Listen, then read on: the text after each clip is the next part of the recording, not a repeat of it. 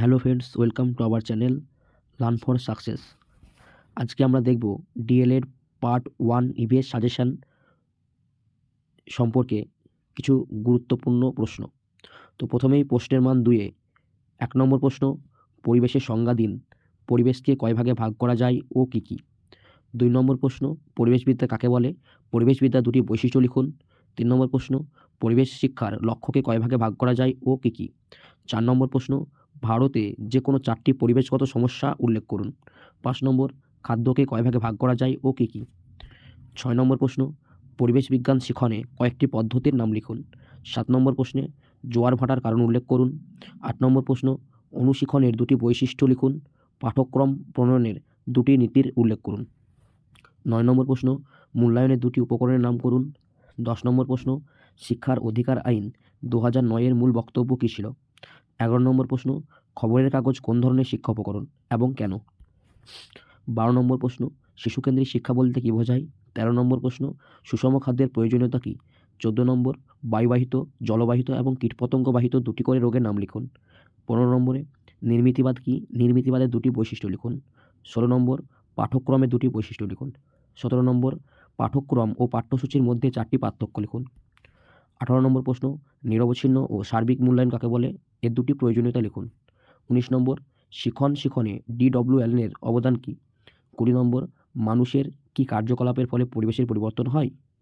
21 নম্বর, সক্রিয় গবেষণা কাকে বলে? সক্রিয় গবেষণার স্তরগুলি লিখুন। 22 নম্বর, প্রকল্প পদ্ধতির ধাপগুলি লিখুন। 23 নম্বর, প্রদর্শন পদ্ধতি কাকে বলে? 24 নম্বর, মালভূমি কী? 25 নম্বর, গতানুগতিক পাঠ্যক্রম ও আধুনিক পাঠ্যক্রমের 4টি পার্থক্য লিখুন। এই ধরনের আরও ইনফরমেটিভ ভিডিও পেতে অবশ্যই আমাদের চ্যানেলটিকে সাবস্ক্রাইব করুন এবং আমাদের পাশে থাকুন। প্রশ্নের মান 7-এ 1 নম্বর প্রশ্ন, পরিবেশ বিজ্ঞানের অর্থ, সংজ্ঞা, প্রকৃতি ও বৈশিষ্ট্য লিখুন। 2 নম্বর প্রশ্ন, পরিবেশ বিজ্ঞান শিখনের বিভিন্ন পদ্ধতিগুলি উল্লেখ করুন। তার বৈশিষ্ট্য এবং তার সুবিধা অসুবিধা লিখুন। 3 নম্বর প্রশ্ন, সক্রিয় গবেষণার প্রকৃতি, উদ্দেশ্য ও বৈশিষ্ট্য ও সুবিধা অসুবিধাগুলি লিখুন। 4 নম্বর প্রশ্ন, NCF 2005 অনুযায়ী উচ্চ প্রাথমিক স্তরে পরিবেশ বিজ্ঞান শিক্ষার উদ্দেশ্যগুলি লিখুন। 5 নম্বর প্রশ্ন, সক্রিয় গবেষণার প্রকৃতি, উদ্দেশ্য ও বৈশিষ্ট্য ও সুবিধা অসুবিধা লিখুন।